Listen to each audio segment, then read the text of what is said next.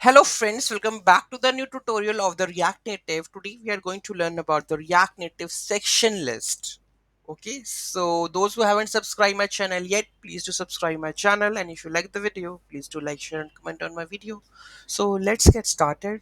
So here we have the section list, the fruits, then vegetables, then dairy. Okay, you can see that the sections have been divided. So let's dive into the code level. So here we have the code.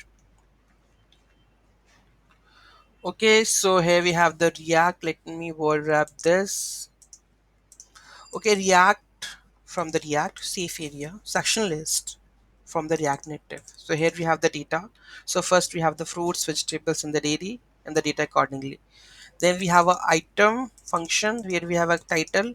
So we are showing the title over here, the main title, dairy.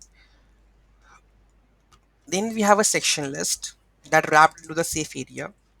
Sections, data. So where it is data. So this is the data one. Okay, so the data is there, key extractor, item, and the index. So we are item plus index, we are combining.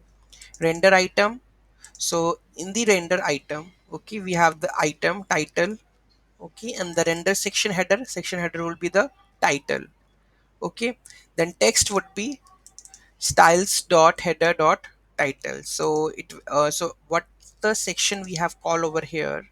Okay, and the rest of the part is the style one. So this is the item, right?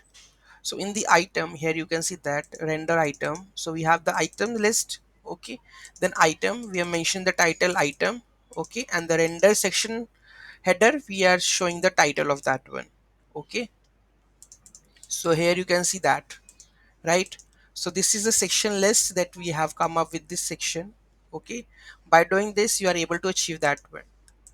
Any doubt, any query in that, just do let me know in the comment section. Thank you so much for watching this video. Have a great day and don't forget to like, share and comment on my video. Have a nice day.